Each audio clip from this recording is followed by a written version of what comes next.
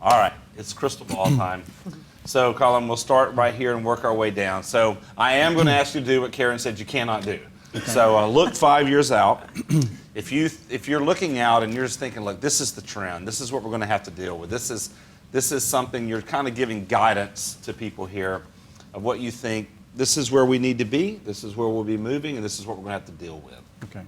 There's no doubt. I'm going to be a little bit direct here. There's no doubt in my mind that, especially with the technology perspective of things, that one of the key success factors in any business is a correlation between staff and people engagement and client engagement. And in the kind of TripAdvisor, Amazon review world that we all live in, there's no doubt in my mind that over 5 years, we're going to see technology that enables a complete view of employee satisfaction and client satisfaction implemented through performance management systems for people, where constant feedback is obtained from both clients and people and integrated into the performance management process. No doubt at all in my mind that will happen. That sounds and I think that scary, will. Isn't it? It's That's fantastic, isn't it? It is scary. It is scary. What, like 4 out of 5 stars? No question it's going to happen. And the firms that are first to implement that kind of tool will be those that raise the level of performance, because there is no greater voice than the client's voice in presenting a view of what is a great service. And I think that's where I see things going. It may take a while, but it will definitely happen. That's very good. All right, Karen. Right. Focusing on technology, because that's what we do, back to the whole cloud piece.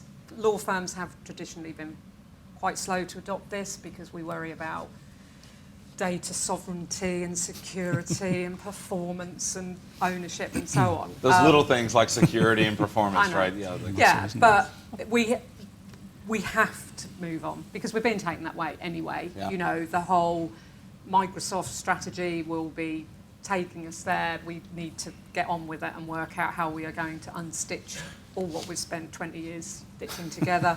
And I think to support the way that people will work. On one hand, we want people to be more agile and mobile and moving around, and yet we're actually making that quite restrictive when we go, everything has to be on premise. We operate a hybrid type environment, I guess, but it's got to move on. We've got to get our people doing more innovation and good things with what we've got, rather than just supporting the constant grind of on-premise and upgrades. So that's where I think we'll be doing. That's very good. All right, Nick, you get the very last word here as the fresh person back to the legal industry. It's going to be so disappointing. For me, it's this. Set the bar high, okay? I think it's this. It's the move from closed to open in everything. It's this idea that for years law firms have been run in a way.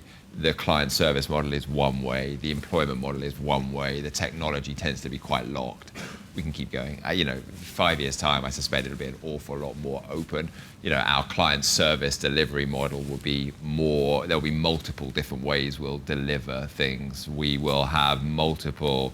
Our employees will demand multiple engagement models with us more. We will use technology in many, many different ways. Clients will demand that this client wants us to use this document management or document collaboration tool, and this client will say that, and we will no longer be able to say, actually, we use X. They'll say, nice, but we use Y, so if you want to work with us, you have to figure out a way to work with that. I think this move, which is really just, it's really just the echoing of what has happened in the world around us in the last 5 years, as law catches up, that kind of big trend, that very, very macro trend is what I see happening, and it is already happening, but it's going to accelerate further. So I think by the time, if we were sitting here after 2020, I think some of the things that we do now, we'd look back and think, gosh, how did we get away with it for so long?